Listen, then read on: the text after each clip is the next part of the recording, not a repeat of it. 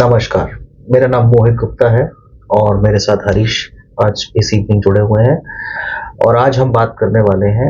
हमने सोचा कि हर तरफ ये चल रहा है, हवा चल रही है कि बीजेपी जीतने वाली है, मोदी जी फिर आने वाले हैं, कांग्रेस को लॉस होने वाला है। तो हमने एक सीरीज बनाने का सोचा कि क्यों ना स्टेट बाय स्टेट एनालाइज किया जाए कि बीजेपी की क्या परफॉर्मेंस होने वाली है, कहाँ पर कितनी सीट्स हैं और क्या परिस्थितियां चुनावों से पहले और चुनावों के बाद बन रही हैं। तो जो समीकरण है जो आप बहुत ज़्यादा सुन रहे होंगे उनको बहुत ही सरल भाषा में हम आपको एक्सप्लेन करने की कोशिश करेंगे। तो हरीश, आपका स्वागत है। जैसा कि आप पिछले 15 साल से चुनाव कवर कर रहे हैं और आपने न्यूज़ नेशन, जी न्यूज़ और काफ़ी सारे न्यूज़ चैनल्स में जो है समय व्यतीत किया है और काफ़ी सारे जो दिग्गज नेता हैं उनसे आप मिले हुए हैं और उनसे बात की है।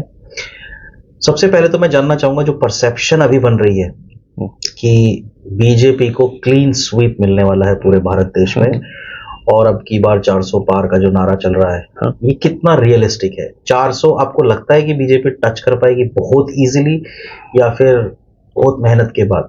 देखिए मोहित, 400 सीट तक पहुंचना तो बीजेपी के लिए बहुत मुश्किल है और इसमें ये बीजेपी खुद भी जानती है कि उसके लिए मुश्किल है।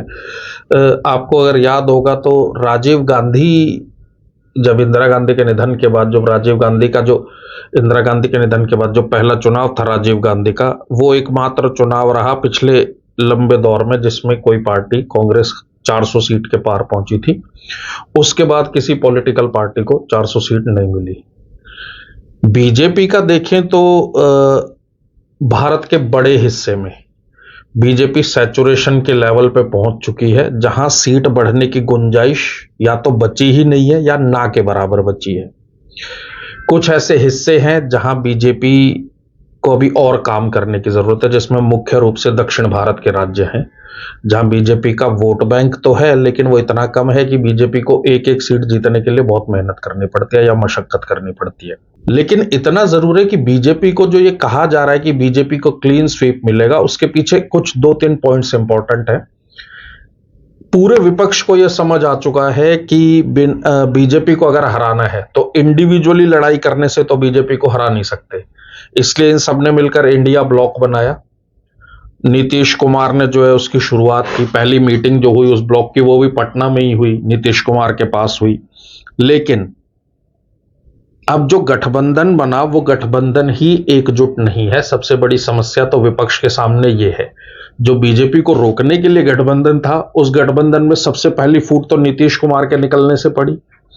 उसके बाद उत्तर प्रदेश में आप देखेंगे तो अखिलेश यादव और जयंत चौधरी ने मिलकर पिछला विधानसभा चुनाव लड़ा था।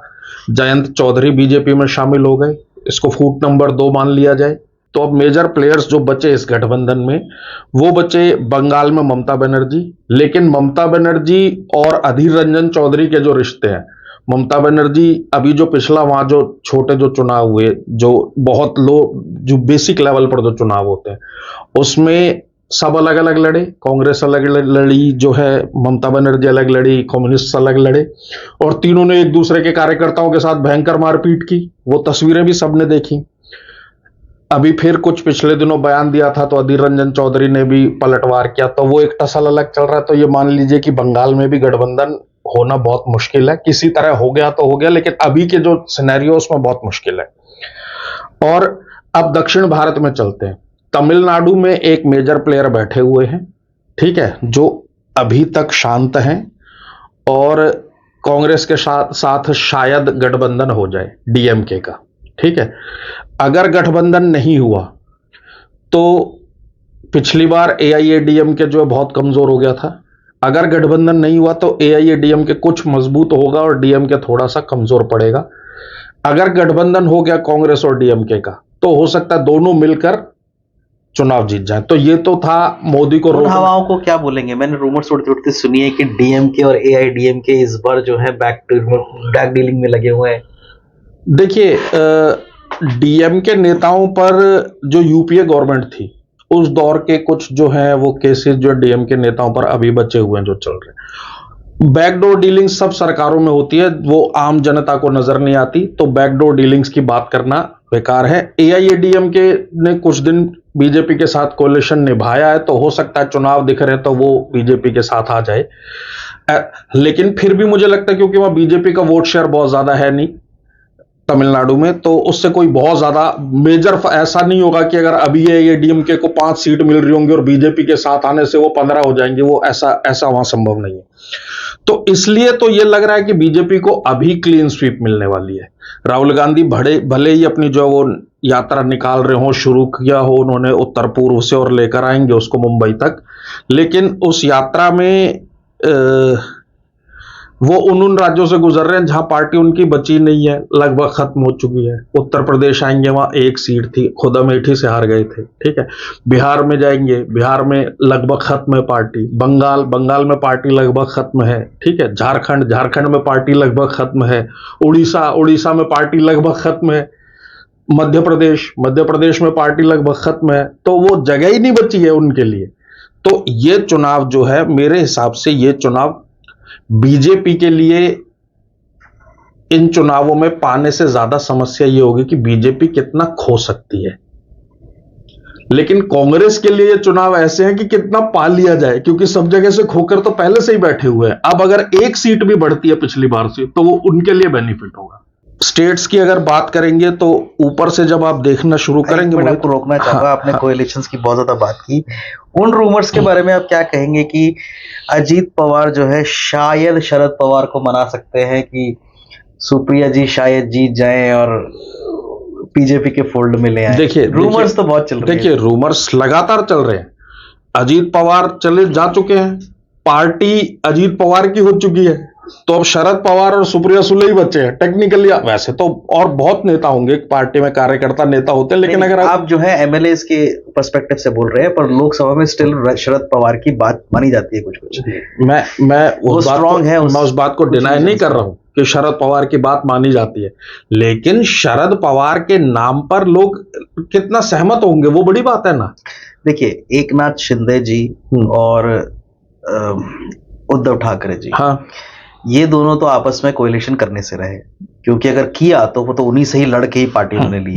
लेकिन जो पिछले कुछ दिन में उद्धव ठाकरे ने जो इंडिकेशंस दिए हैं, हाँ, पर उनकी मजबूरी है। हाँ, एकनाथ शिंदे किसी भी हालत में उनसे हाथ नहीं मिला सकते। हाँ, बिल्कुल, क्योंकि वो खतरा हमेशा मंडराता रहेगा। देखिए मोहित, ये पॉलिटिक्स है, पॉलिटिक्स में कब क्या हो जाए ये कहना मतलब कोई नहीं कह सकता। आप सोचिए ना, कांग्रेस से चीफ मिनिस्टर रहे अशोक चौहान, कल पार्टी छोड़ी, आज बीजेपी में शामिल हो गए, राज्यसभा जा रहे हैं, ठीक है। तो जिन्होंने पूरी जिंदगी एक तरीके से आप कहेंगे कि जो पॉलिटिक्स की वो एंटी बीजेपी, एंटी शिवसेना की, वो बीजेपी में शामिल हो गए। तो पॉलिटिक्स में कब क्या हो जाए कुछ नहीं कहा जा सकता।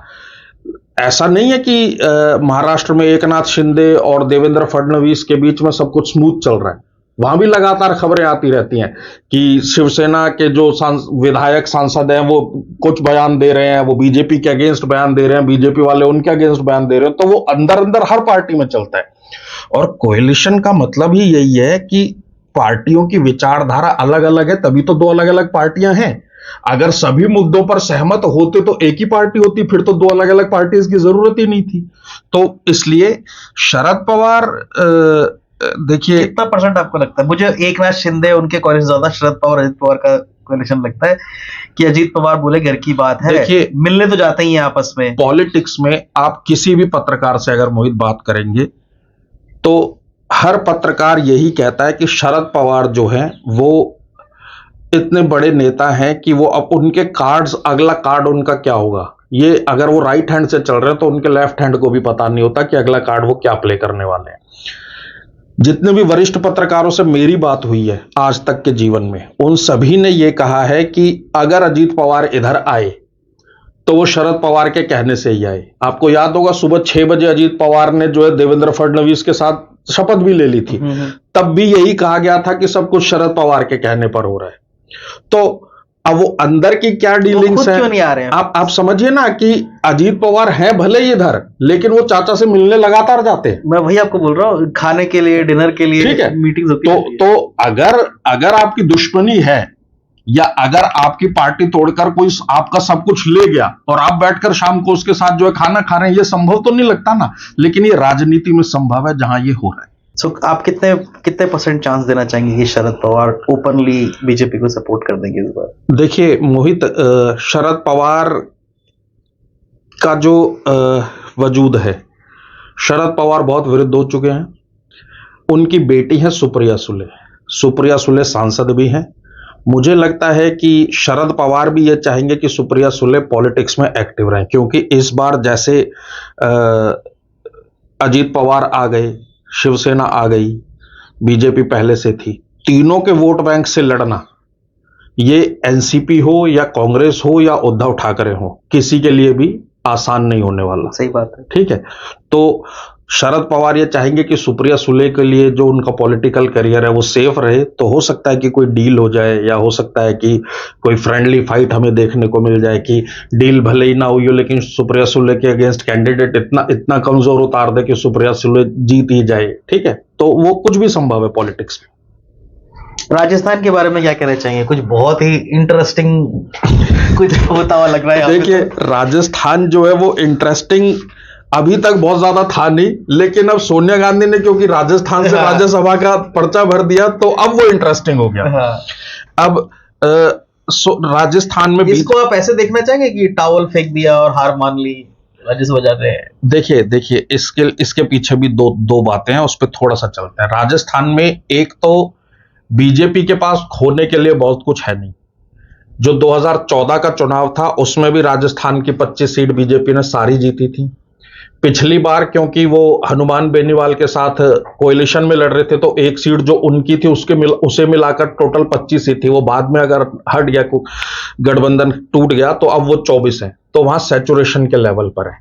सोनिया गांधी का राज्यसभा जाना राजस्थान से वहां के कार्यकर्ताओं को थोड़ा मनोबल तो देगा, इसमें कोई डाउट नहीं है। लेकिन सोनिया गांधी के राज्यसभा जाने का आपने जो बात कही ना कि पहले ही टावल डाल दिया, हार मान ली, दरअसल सोनिया गांधी को अक्सर इलाज के लिए विदेश जाते हुए देखा गया, और ये कांग्रेस ऑफिशियली भी मानती है। उन्हें क्या बीमारी है ये कांग्रेस कभी नहीं बताती, लेकिन वो साल में 2 बार 3 बार आपको विदेश जाती हुई नजर आती हैं। उम्र भी कोई कम नहीं है सोनिया गांधी की, 77 साल की सोनिया गांधी हो चुकी हैं। तो मुझे लगता है कि ये गैम्बल जो चला गया है, ये प्रियंका गांधी को पॉलिटिक्स में सेट करने के लिए चला गया है कि अब सोनिया गांधी की जो सीट खाली होगी, रायबरेली सीट, बहुत संभव है कि 2024 का जब चुनाव हो तो रायबरेली से प्रियंका गांधी जो है वो कांग्रेस की कैंडिडेट हो। और प्रियंका के रायबरेली से कैंडिडेट बनने से जो अमेठी की पारंपरिक सीट थी, जहां से राहुल गांधी पिछली बार हारे थे, उस सीट पर भी कार्यकर्ताओं को थोड़ा सा मनोबल मिलेगा। तो हो सकता है बहन भाई की जोड़ी एक बार फिर अमेठी और रायबरेली में चुनाव लड़ती हुई नजर आ जाए। और उन रूमर्स के बारे में आप कुछ टिप्पणी करना चाहेंगे? ये हर चुनाव से पहले उठती हैं कि ओवरचर्स किए जा रहे हैं मेनका गांधी को अपने कैंप में लाने के लिए, या मान के चला जाए कि मेनका गांधी और सोनिया गांधी तो शायद नहीं मिलेंगे, पर राहुल गांधी और वरुण गांधी का शायद कुछ समीकरण में बैठ सकता है। देखिए, ऐसे रूमर्स हर चुनाव से पहले आते हैं, इसमें कोई वो नहीं है। वो तमाम चुनाव से पहले इस तरीके के रूमर्स जो है वो आते रहते हैं। पर वरुण गांधी की जो रिलेशन है, थोड़ी खटास तो आई है बीजेपी की। मैं आ रहा हूं उस पर ही। वरुण गांधी और सोनिया गांधी का जो परिवार है, ये माना जाता है कि राहुल गांधी और वरुण गांधी के रिश्ते उतने खट्टे नहीं हैं जितने सोनिया गांधी और मेनका गांधी के रिश्ते थे। और एक आध बार मैंने किसी लोगों से सुना भी, हालांकि मैंने पर्सनली वो तस्वीरें नहीं देखी, लेकिन कुछ लोगों ने मुझे कहा कि वरुण गांधी के जो बच्चे हैं वो राहुल गांधी के घर में आते जाते हुए या किसी पार्टी में उनसे बात करते हुए भी नजर आए। मैंने हालांकि वो तस्वीरें नहीं देखी, लेकिन मैंने कई लोगों से सुना कि तस्वीरें आई थी और वो तस्वीरें हैं। बीजेपी, आपने जैसे बताया कि बीजेपी से रिलेशंस इस वक्त मेनका और वरुण गांधी दोनों ही साइड लाइन है। खट्टे क्या, दोनों साइड लाइन है। तमाम बयान, आप कोई भी बयान उठाकर देख लीजिए, वो मेनका गांधी तो क्योंकि लंबे समय से सांसद हैं, उतनी एक्टिव नहीं है बयान देने में, लेकिन वरुण गांधी कोई मौका नहीं छोड़ते। अपनी ही पार्टी के अगेंस्ट प्राइवेट मेंबर बिल्स जो होते हैं वो लोकसभा में वो तमाम पेश करते हैं, और वो ये मान बैठे हैं कि मुझे बीजेपी टिकट ये दे या ना दे, सुल्तानपुरी से मैं अगर निर्दलीय भी लड़ूंगा तो मैं चुनाव जीत जाऊंगा। जैसे शुरुआती दौर में उनकी मां ने किया था, निर्दलीय लंबे वक्त तक चुनाव लड़ी और फिर बाद में आकर बीजेपी में शामिल हुई। तो अगर अगर और ये जो बात है कि क्या वो कांग्रेस के साथ आएंगे, मुझे लगता नहीं कांग्रेस के साथ इस आएंगे। चुनाव में तो नहीं बात कर रहा, क्योंकि पर भविष्य में देखिए, भविष्य में भी वरुण गांधी और मेनका गांधी दोनों को पता है कि वो कांग्रेस के साथ जाएं या ना जाएं, कांग्रेस की तरफ से उन्हें मिलना कुछ नहीं है। नहीं, देखिए, आप जो बात कर रहे हैं वो बात कर रहे हैं कि first science of the families जो है सोनिया गांधी एंड मेनका गांधी, वो शायद कभी अपनी हैचे को बरी ना कर पाए। ठीक है, लेकिन उस पीढ़ी के जाने के बाद जो दूसरी पीढ़ी है, हाँ, वो या जवान पीढ़ी है, हाँ, हाँ, 50 साल के आई थिंक राहुल गांधी हैं और 45 के आसपास के वरुण गांधी हाँ, हाँ, लगभग ऐसा ही होगा। हाँ, यानी कम से कम 20 से 25 साल तो अभी राजनीति में दोनों का करियर है। दोनों का करियर है। तो अगले 20 से 25 सालों में कुछ आपको ऐसे समीकरण बनते दिख रहे हैं कि चलो फैमिली को कंसोलिडेट किया जाए और अब बहुत हुआ, और ये बीजेपी अभी, क्योंकि कांग्रेस जो है इससे बुरी हालत में इससे पहले शायद इमरजेंसी के समय पे थी, जब फ्रैक्चर्ड हो गई थी पूरी तरीके से, पार्टी में डिसेंट पे थोड़ा सा हो गया था और फिर वो हारे भी थे और जनता दल की सरकार बनी थी। क्या आपको वैसी परिस्थितियां बनती हुई दिख रही हैं कि अब इस चुनाव में हार के बाद शायद राहुल गांधी को कहा जाए कि आप रुकिए, आपको 10-12 साल के बाद दोबारा हाईलाइट करते हैं और किसी और को प्रोजेक्ट किया जाए पार्टी का? देखिए मोहित, अगर राहुल गांधी को हटाकर किसी को प्रोजेक्ट किया जाएगा तो वो प्रियंका गांधी होंगी, वो वरुण गांधी कभी नहीं होंगी, ये बात स्पष्ट है। यदि वरुण गांधी को और मेनका गांधी को से रिश्ते, जो पॉलिटिकल रिश्ते, पारिवारिक रिश्तों को छोड़ दें, यदि उनसे पॉलिटिकल रिश्ते अच्छे करने होते तो ये जो समय था ना 2019 से और 2024 वाला, यही सही समय था। ये मानकर चलिए कि वरुण गांधी जो है वो मास अपील वाले लीडर हैं, उनके कहने से जनता वोट डाल देती है, ठीक है। तो कांग्रेस को इसी वक्त में सबसे ज्यादा जरूरत थी एक ऐसे लीडर की जो कांग्रेस को फिर से खड़ा कर सके, कम से कम उत्तर प्रदेश में, जहां आपका पार्टी कैडर ही खत्म हो गया है। आज अगर राहुल गांधी लखनऊ एयरपोर्ट पर उतर जाए ना, मैं दावे से कहता हूं वहां 500 कार्यकर्ता ढूंढने कांग्रेस के लिए भारी पड़ेंगे। कांग्रेस की यह हालत है उत्तर प्रदेश में। ये माना जाए या ना माना जाए, लोग तमाम बातें और अफवाहें फैलाते हैं, लेकिन वरुण गांधी को भी यह पता है कि अगर मैं कांग्रेस में चला भी गया तब भी मेरे हाथ कुछ नहीं लगना, मैं कांग्रेस का युवराज नहीं बन पाऊंगा, ठीक है। वो जब भी मौका आएगा, आ जाए, 5 साल बाद आए, 10 साल बाद आए या 20 साल बाद आए, वो राहुल गांधी होंगे या राहुल गांधी की जो चेन है वो वाली चेन होगी। वरुण गांधी हमेशा सेकंड सीट पर ही रहेंगे। तो सेकंड सीट पर रहना या सीट पर ना रहना एक ही बात है, तो वो वाला मामला है। चलिए इससे आगे बढ़ते हैं। आप मेरे को ये बताइए कि पंजाब को लास्ट में पकड़ते हैं कि वहां कुछ बहुत ही ज्यादा भयानक समीकरण बनते दिख रहे हैं। आप हरियाणा में कैसी स्थिति देखते हैं भाजपा की? देखिए, हरियाणा में बीजेपी के पास पिछले चुनाव में 10 सीट थी और खट्टर गवर्नमेंट से कोalition भी है अच्छा खासा। खट्टर का जो है वो जेजेपी के साथ जो है वो चौटाला का जो अभी की जो सबसे बड़ी चेन है उसके साथ कोalition करके सरकार चला रहे हैं। यहां दो बातें समझने वाली हैं मोहित। एक तो हरियाणा में जो चुनाव होता है वो लोकसभा चुनाव के ठीक 5 या 6 महीने बाद होता है। लोकसभा चुनाव में बीजेपी, मुझे लगता है हरियाणा में 10 सीट ले जाना सैचुरेशन का ही लेवल है, ठीक है। इस बार आपको लगता है 10 लेके आ पाएगी? मुझे लगता है कि इस बार सीट्स कम होंगी, थोड़ी नाराजगी जनता में है। एक तो देखिए, दो आप लगातार जब 10 साल सत्ता में रहते हैं किसी राज्य में पर्टिकुलर, तो पब्लिक की थोड़ी सी नाराजगी बनी जाती है। जाट बाहुल्य राज्य है, ये हम सभी जानते हैं। मुख्यमंत्री जो है वो पंजाबी वर्ग से हैं, वो जाट नहीं है, तो एक तो वो नाराजगी तो है ही। उस नाराजगी का असर जो था वो 2000 पिछले 10 साल में जो हरियाणा के लिए बिल्स थे, चंडीगढ़ वाले बिल को डिफीट करा हुआ, जो डिमार्केशन का जो एनसीआर के साथ प्रॉब्लम चल रहा है वो भी डिफीट हुआ, तो कुछ नाराजगी आपको लगती है? प्लस जेजेपी जो बनी है, जो चौटाला ने जो बनाई, दुष्यंत चौटाला ने जेजेपी जो बनाई, उसने पहले ही विधानसभा चुनाव में यह बता दिया कि हम जो हैं, ऐसे नहीं है कि हम नई पार्टियां तो 1 या 2 सीट या 4 सीट जीतेंगे। वो इतनी बड़ी संख्या में जीते कि ओम प्रकाश चौटाला की जो अपनी पार्टी थी इंडियन नेशनल लोकदल, वो कहीं टिक ही नहीं पाई।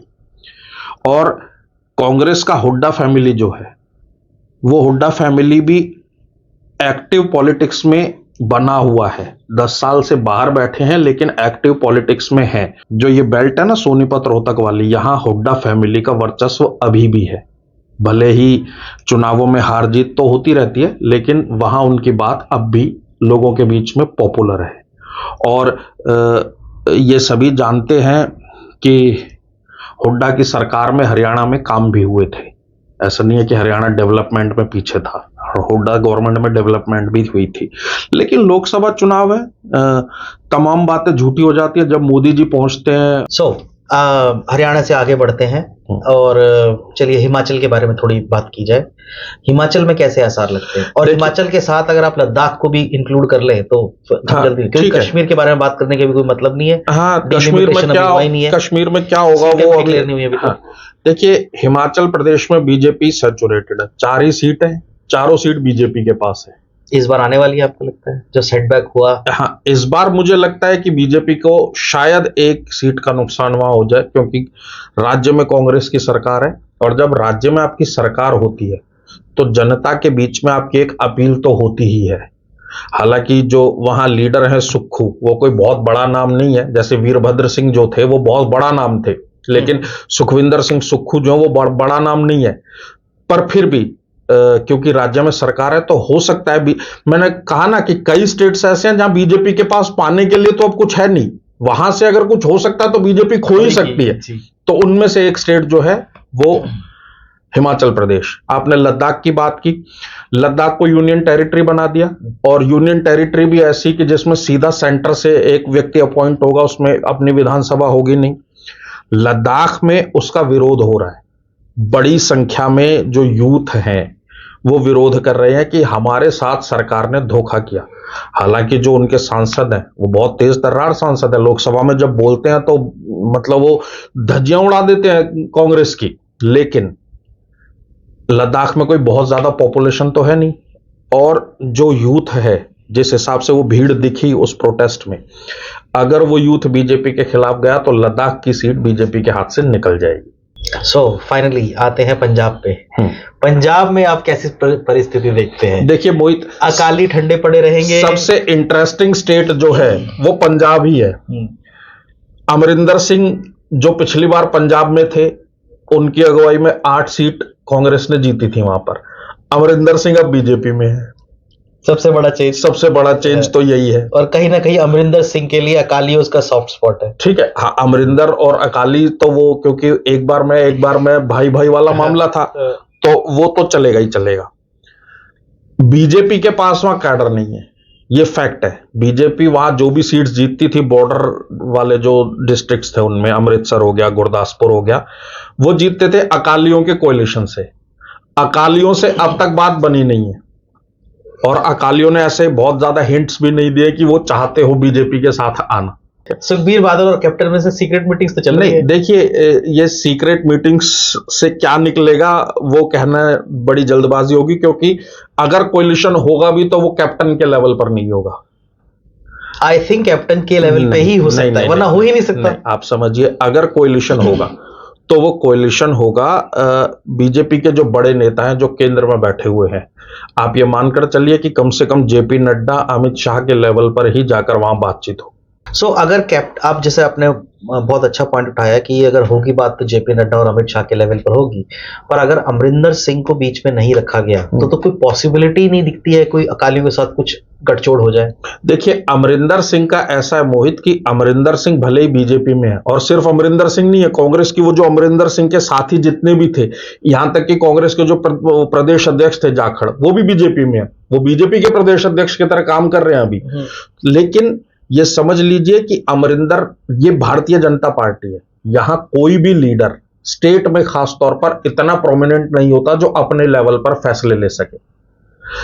यह जरूर है कि अमरिंदर से बातचीत के आधार पर ही बीजेपी ये डिसाइड करेगी कि पंजाब में क्या किया जाए, क्योंकि अमरिंदर को जो है वो बड़े नेता हैं, अमरिंदर की पकड़ है वोटर्स के बीच में, लेकिन वो वोटर बीजेपी के साथ कितना कनेक्ट कर पाएगा, क्योंकि कांग्रेस का अलग वोट बैंक है। जब अमरिंदर कांग्रेस में थे तो वो मास अपील जो है वो नजर आती थी वोट में, वो मास अपील बीजेपी में तब्दील होगी कि नहीं, ये बड़ी बात होगी। नहीं, पर फेस तो यहाँ पे बीजेपी हो ही नहीं सकता ना, तो ये तो अकाली वर्सेस आप और अकाली वर्सेस अभी मैं आम आदमी पार्टी पर भी आ रहा हूं। तो ये वाला मामला हो गया। अब अमरिंदर सिंह जो है बीजेपी में, मुझे लगता है कि अगर अमरिंदर सिंह को टिकट मिलेगा, जो कि लाइकली है कि मिल ही जाएगा, पटियाला से मिले या जहां से भी मिले, मुझे लगता है कि अगर कोएलिशन नहीं हुआ तो बीजेपी अमरिंदर सिंह वाली जो एक सीट है वो भले ही जीत जाए, उसके अलावा बीजेपी का कहीं भी जीतना बिना अकालियों के गठबंधन के बहुत मुश्किल है। अब आते हैं आम आदमी पार्टी पर। जिस तरह विधानसभा चुनाव में आम आदमी पार्टी ने क्लीन स्वीप किया, मुझे याद आता है केजरीवाल एक न्यूज चैनल के उसमें शो में बोल रहे थे, उन्होंने फिगर कोट की थी, वो मेरे ख्याल 92 सीट का फिगर था कि आज, और केजरीवाल के एग्जैक्ट वर्ड्स थे कि मैं आज आपको लिख कर देता हूं कि हम पंजाब में 92 सीट जीतेंगे। और पंजाब के जब रिजल्ट्स आए उसके, और ये बात बहुत दिन बाद की है, जब इलेक्शन के रिजल्ट आए तो पंजाब में आम आदमी पार्टी की 92 ही सीट्स आई थी। लेकिन जो एक लोकसभा सीट पिछले चुनाव में जीती थी भगवंत मान वाली, वो सीट भी हार गए जब उपचुनाव हुआ तो। मगर जिस हिसाब से पंजाब में सीट्स दी गई हैं आम आदमी पार्टी को, जनता ने जो दिया विधानसभा चुनाव में, अगर उस हिसाब से देखा जाए तो मुझे लगता है कि आम आदमी पार्टी को 7 से 8 सीट कम से कम पंजाब में मिलनी चाहिए। हालांकि ऐसा होगा ये कहना बहुत जल्दी होगी, क्योंकि जनता क्या सोचती है ये कहा नहीं जा सकता। हमारे पास दिल्ली का सबसे अच्छा एग्जाम्पल है। एक बार 67 जीते और इस बार भी 62 या 63 जीते थे। उसके बावजूद लोकसभा चुनाव जब हुए तो ना पिछली बार एक भी सीट मिली 7 में से, ना इस बार एक भी सीट मिली थी 7 में से। तो जनता क्या करेगी? लेकिन जो वोटर्स हैं, जो अभी तक दिख रहा है, उस हिसाब से लग रहा है कि कांग्रेस के पास, क्योंकि वहां प्रताप सिंह बाजवा और सिद्धू हैं, सिद्धू पैदल यात्राएं वगैरह निकाल भी रहे हैं। सिद्धू दरअसल कोशिश कर रहे हैं कि मैं पंजाब में बड़ा फेस बन जाऊं कांग्रेस की तरफ से। तो हो सकता है कि सिद्धू 1-2 सीट्स जो उनकी हैं, जिन पर उनकी पकड़ है, अमृतसर और उसके आसपास की, तो हो सकता है वहां सिद्धू 1-2 सीट निकाल ले, और 1 या 2 सीट हरसिमरत कौर वाली जो सीट है, और हो सकता है सुखबीर बादल अगर लड़े तो वो अपनी 1-2 सीट निकाल लें। बीजेपी के पास 1 सीट गई तो कैप्टन की सीट जा सकती है, वरना बाकी सब मेरे हिसाब से आम आदमी पार्टी के पास जा रहा है। और अकाली आपको बिल्कुल भी जीतते हुए नहीं दिखते? मुझे लगता है 2 सीट 3 सीट अगर अकेले लड़ेंगे तो इससे ज्यादा अकाली दल, अब मुझे लगता है अकाली दल का वहां वर्चस्व जो था ना पंजाब में, वो लगभग खत्म होने के कगार पर है। लगातार 2 चुनाव में आप और गिरते गिरते ही चले गए हो, तो अकाली दल के लिए वहां बहुत ज्यादा कुछ मुझे लगता नहीं कि अब बचा। और आप जो बोल रहे हैं कि लोकसभा का ट्रेंड और एमएलए का ट्रेंड जो है वो दोनों अलग अलग ऑपोजिट चलते हैं, वो फैक्टर कितना काम करेगा? अगर वो फैक्टर काम करेगा तो फायदा कांग्रेस को ही होगा। पर कांग्रेस के कौन से प्रोमिनेंट लीडर को आप देखते हैं जो देखिए सारा तो पूरा का पूरा कैडर तो अमृतसर से फिर लेके चले गए? ऐसे समझिए कि कैडर भले ही ले गए हो, ये हमें मानना पड़ेगा कि सिद्धू कोई छोटे नेता नहीं है, प्रताप सिंह बाजवा कोई छोटे कद के नेता नहीं है। वो इसलिए बड़े नहीं हो पा रहे थे क्योंकि वहां कैप्टन पहले से मौजूद थे जो सबसे बड़े थे। लेकिन अब जब कैप्टन नहीं है तो जो एक वॉइड है, उस वॉइड को प्रताप सिंह बाजवा और सिद्धू जो है वो भर रहे हैं। और जिस हिसाब से वो जनता के बीच जा रहे हैं, छोटी छोटी सभाएं कर रहे हैं, आप समझिएगा मोहल्लों में जा रहे हैं नवजोत सिंह सिद्धू, मुझे लगता है कि आला कमान की तरफ से सिद्धू को कुछ आदेश पहुंचा होगा कि आप ये सब शुरू कीजिए पंजाब में, और इसी वजह से वो जो है वो बढ़ रहे हैं वहां। तो चलिए इसी पे अगला क्वेश्चन, आप आला कमान किसको मान रहे हैं पंजाब में? पहले तो मुझे ये समझाइए। देखिए, कांग्रेस में एक ही आला कमान है, इसमें कोई दो राय नहीं है। भले ही उन्होंने पार्टी अध्यक्ष मल्लिकार्जुन खड़गे को बना दिया हो, लेकिन मल्लिकार्जुन खड़गे वैसे ही अध्यक्ष हैं जैसे मनमोहन सिंह प्रधानमंत्री हुआ करते थे। तो आला कमान में जब बात होती है तब 2 ही नाम है, एक नाम है सोनिया गांधी का, दूसरा नाम है राहुल गांधी का। और राहुल गांधी से टर्म्स जो है सिद्धू ने अच्छे किए थे, उन टर्म्स के बेस पर ही सिद्धू जो है वो बीजेपी को छोड़कर कांग्रेस में गए थे। मुझे लगता है कि यहां सिद्धू की बात थोड़ी सी बढ़कर लेते हैं, क्योंकि सिद्धू ने जो है ना बहुत वाइजली गेम प्ले किया। सिद्धू को यह नजर आ रहा था कि कैप्टन क्योंकि बुजुर्ग होते जा रहे हैं, तो कैप्टन के बाद अगला कौन, और सिद्धू उसी जगह को भरने की कोशिश में बीजेपी छोड़कर कांग्रेस में गए। क्योंकि सिद्धू ये जानते थे कि बीजेपी को यहां कैडर अगर अकेले दम पर खड़ा करना है तो उसमें 10 से 15 साल लगेंगे, इतना सिद्धू वेट करना चाहते नहीं थे। और जब तक अकाली दल रहेगा, अकाली दल में उनकी दाल गलनी नहीं थी, क्योंकि वो तो फैमिली पार्टी है, तो वो फैमिली के पास ही आगे बढ़नी थी। तो इसलिए सिद्धू ने वाइजली गेम प्ले किया था। मुझे लगता है इस चुनाव में अगर सिद्धू ने वहां से कांग्रेस को 5 सीट भी जिता दी तो सिद्धू का कद कांग्रेस में बड़ा हो जाएगा। आपकी बात मैं समझ पा रहा हूं, पर कितना ये फ्रूटफुल होगा? मैं फिर कह रहा हूं, जनता इस तरफ मैंने सोचा नहीं था। जनता क्या सोचकर वोट करेगी ये कोई प्रेडिक्ट नहीं कर सकता। आप समझिए 2009 का जो लोकसभा चुनाव था उसमें बीजेपी कई साल बाद वर्स्ट प्रदर्शन करके गई थी उत्तर प्रदेश में। 10 सीट थी सिर्फ 80 में से बीजेपी के पास। और ये किसी ने भी नहीं सोचा था कि 2014 में बीजेपी जो है वो अकेले दम पर 73 सीट जीत कर ले जाएगी। आप समझिए 10 सीट से 73 सीट। चलिए, बाकी की जो सीट्स हैं उनके बारे में हम अलग वीडियो में बात करते हैं, बिकॉज वो अलग अलग डिस्कशंस के पार्ट होंगे। आखिर को मैं कंक्लूड करना चाहूंगा आपसे ये पूछते हुए कि सारे समीकरण अपनी तरफ, पिछले 10 साल में सबसे बड़ा फैक्टर जो रहा है वो है मोदी फैक्टर। सो मोदी जी के नाम पे आपको क्या लगता है कि कुछ 10-20% आगे जाएगी बात या 10-20% पीछे जाएगी? देखिए, मैं ना एक एग्जाम्पल से ही इस बात को कंक्लूड करता हूं। कांग्रेस बहुत श्योर थी कि इस बार मध्य प्रदेश में शिवराज सिंह चौहान का तख्ता पलट कर ही देना है, क्योंकि पिछली बार कमलनाथ ने सरकार बनाई थी और आरोप लगाती रही कि बीजेपी ने जो विधायक खरीद लिए और तमाम चीजें थी। ज्योतिरादित्य सिंधिया को जो अपनी तरफ मिला लिया, लालच दे दिया। राहुल गांधी ने खुद बोला था कि हम मध्य प्रदेश क्लियर जीत रहे हैं। छत्तीसगढ़ का जो पिछला चुनाव था उसमें कांग्रेस की जीत इतनी बड़ी थी कि बीजेपी साफ हो गई थी। तो बहुत बहुत कांग्रेस को लग रहा था कि भूपेश बघेल तो एक बार रिपीट करेंगे ही करेंगे। राजस्थान में मुझे लगता है कि अगर गहलोत और सचिन पायलट का जो है वो टसल ना होता तो मुझे लगता है कि शायद जीत जाती लेकिन कांग्रेस। लेकिन इन तीनों ही जगह जब मोदी जी पहुंचे तो वो करिश्माई लीडर हैं, इसमें कोई दो राय है नहीं। वो गुजरात के लोग तो 2001 से उनका करिश्मा देखते हुए आ रहे हैं और भारत भी 2014 से देख ही रहा है। जब आजकल जो शब्द है वो बदल गया, मेरे परिवारजनों हो गया है, तो जब वो मेरे परिवारजनों की अपील जो है वो लोगों के बीच पहुंचती है ना, तो मुझे लगता है कि 5-7% वोट तो ऐसे ही इस तरफ हो जाता है।